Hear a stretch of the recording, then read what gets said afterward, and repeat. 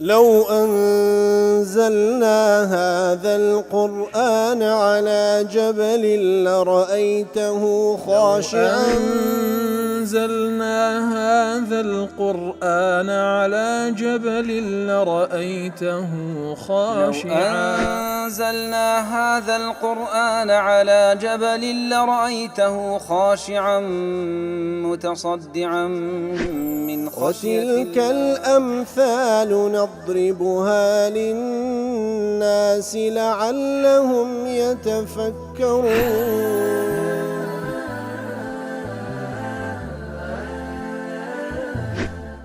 الحمد لله والصلاة والسلام على رسول الله وعلى آله وصحبه ومن والاه.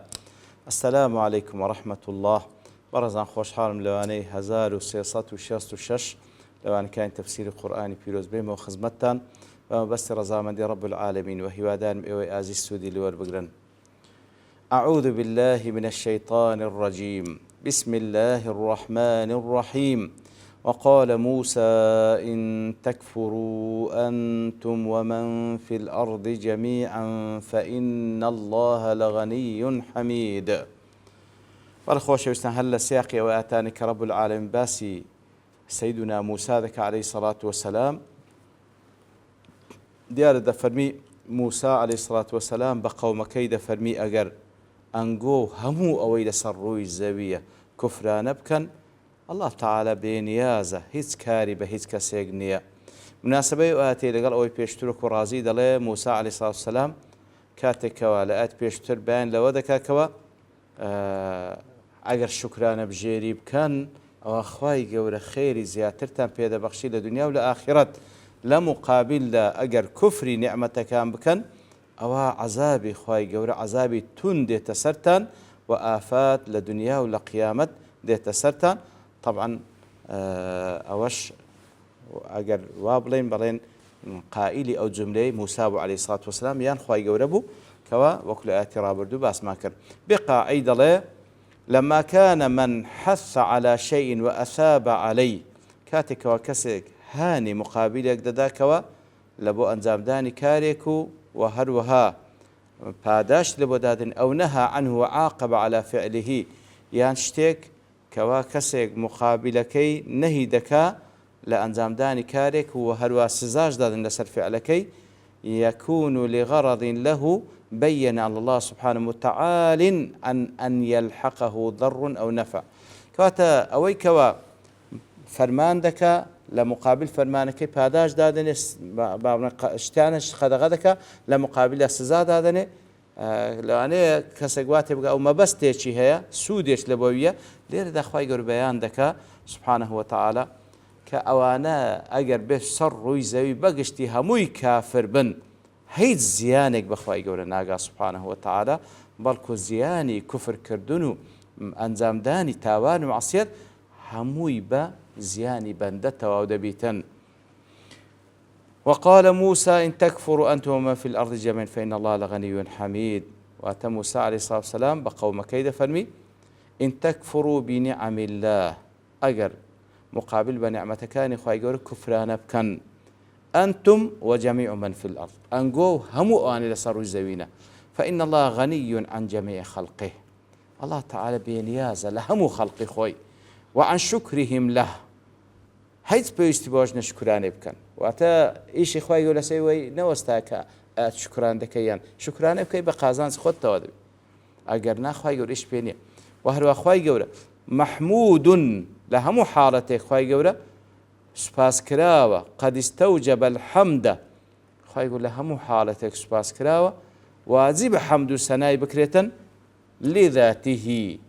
لبو خودي خواي يقول سبحانه وتعالى شاني ويحمد سباس بكرة لكثرة إنعامه ورناز نعمة زور بس المخلوقات كاني وإن لم تشكروه أجر شكران شينكن وهو حميد في ذاتي وأسمائي وصفاتي وأفعالي أجر أنجوش برامبر بنعمة كان شكرانين كان سباسين كان هايقول هر حميدة لخودي خوي لذاتي خوي لناوكاني خوي لصفاتي خوي لو كارو كده لسر هموي حمد سناي هر ذكره سبحانه وتعالى.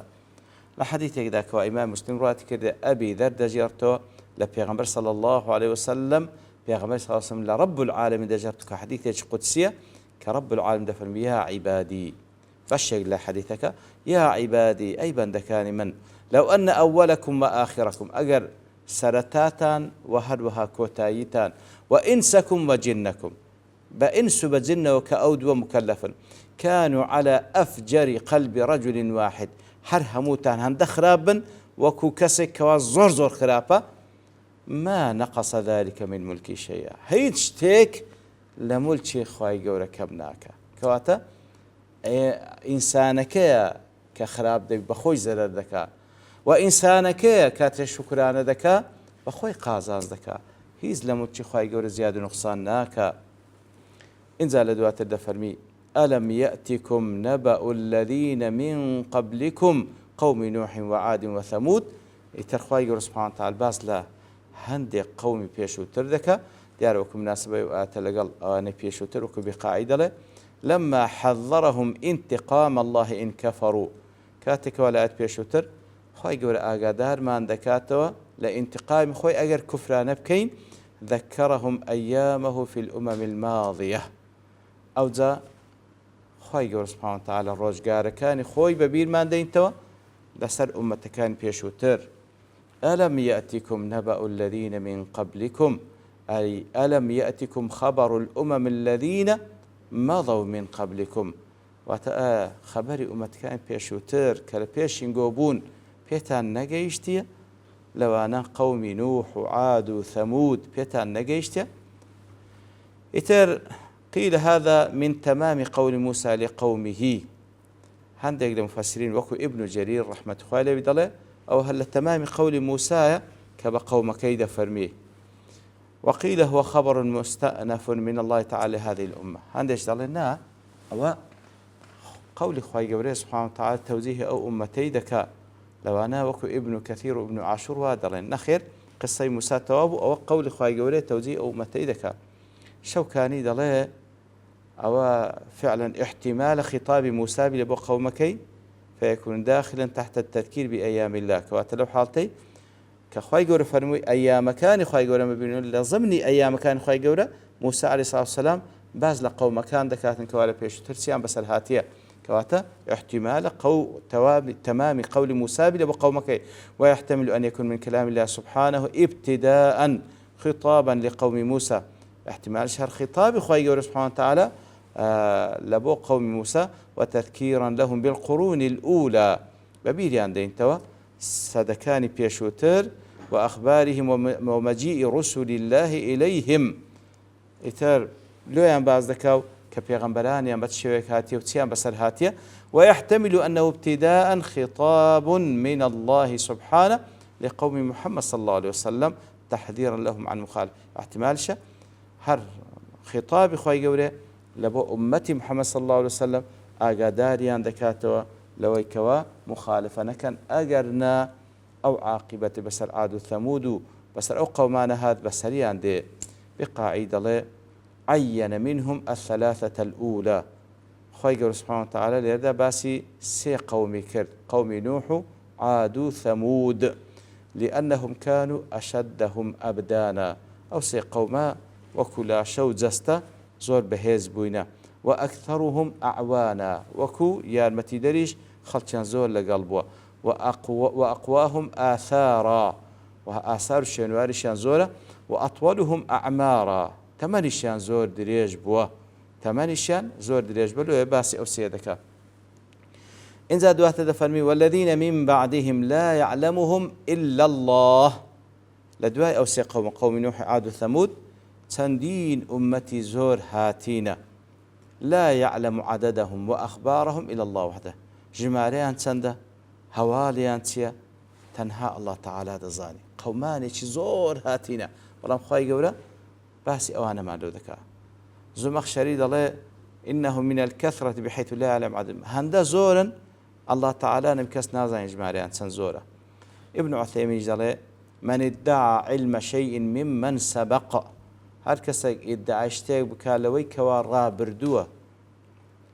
ئیدعا بکات کە دەیزانی لە کاتێکدا خوای گەورە باسی نەکردە فەهوە کاذب ئەوە درۆزنە ئیلا ببورهان مەگەر بەڵگەیەکی پێ بێ لەلایەن خوای گەورە یان لەلایەن پێغەمبەرەوە صلی الله علیه وسلم. بەڵێ دەفەرمی ئەو قەومانە قەومی نوح و عاد و ثەمود و هاوانەی لە دوای ویشات کەوا خوای گەورە نەبی نازانی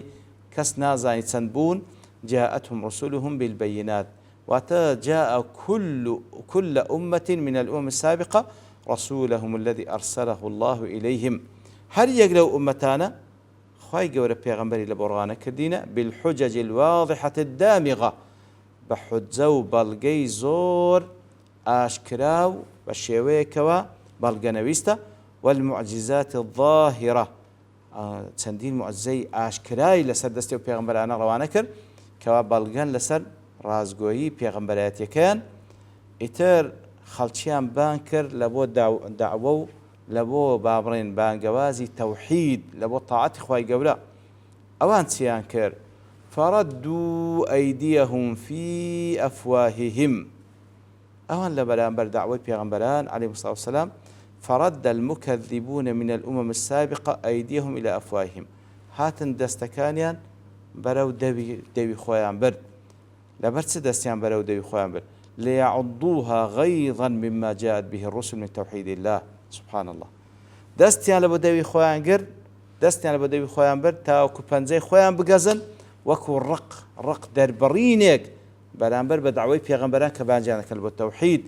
أو توحيده الذي فيه تسفيه أحلامهم وإبطال آلهتهم أبرو دعوي پیغمبران عليه الصلاة والسلام براستي پرستراويتي پرستراو باطل كانيان بدرو دادنيو بباطل دادنيو وهروها عم بابلين أوي كأوان بعقيدة وبيرو باور دزان خواي قول أوي بپوز دادنيو يتر لرقان أوان دست على بوديوان دبر دەستیان بگەزن وەکو ڕق دەربڕینێک لە بەرامبەر داوای پێغەمبەرانیان ئیتر ئەوانەی کە ئەوها لێکیان دایتەوە ئەو تەفسیرەواتە وەکو ئیبن قوتەیبە و ئیبن جەریر و نەحاس و قورتوبی و هەروە لە سەلەفیش عەبدوڵای کوڕی مەسعود و ئیبن زەید شەوکانی دەڵێ فردوا أيديهم في أفواههم أي جعلوا أيدي أنفسهم في أفواههم ليعضوها غيظا مما جاءت به الرسل كواتا ئەویش هەروالێک داتەوە شەوکانی کە لە بەرامبەر داوای پێغەمبەران ئەوان دەستیان لە بۆدەویان دەبر تاوەکو پەنجەیان بگەزن لە مقابل ئەوەی کەوا پێغەمبەران هینایتیان وەکو خوای گەورە دەفەرمی عەضوا عەلەیکم الأنامل من الغەیظ لە سوورەتی آل عیمران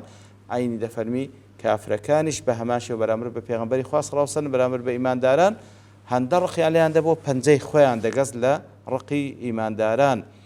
لأن الرسل جاءتهم بتسفيه أحلامهم لبروي أوي كبيغمبران ديهنن عليه الصلاة والسلام كعقيدة توحيدة بابلين عقيدة وبير باوري أوان بسفه بجمجين أو دبا أبو عبيدة دلي أو هرشوكاني دلي ونعم ما قال أبو عبيدة تاكترين قوله دربار أو بابته دلي فردوا أيديهم في أفواههم هو ضرب مثل هو النمونة هنانوية ومثال هنانوية أي لم يؤمنوا ولم يجيبوا كوات فردوا أيديهم في أفواههم أو بابرين بندك ديتوا مثالك ديتوا بمعنى أو دي وات إيمانيا نهنا ولاميا ندوا دليل برو عرب أوي بكاردين أوي بكارديني كوا دليل للرجل إذا أمسك عن الجواب وسكت قد رد يده في فيه دليل قال كسك قصير قلبك هيد جواب نبي دليل رد يده في فيه دستي بدوي داقرتيه دليل قصير قلت بمعنى أوي كوا أوانا ولاميا ندوا إيمانيا نبو يتن أخفشش هروا دليل وقد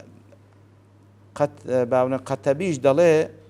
لم يسمع أحد من العرب يقول رد يده في فيه إذا ترك ما أمره أو رد يداته دليل لنا عرب شتوانية قال كسيق ولا من نداته بلين والله رد يده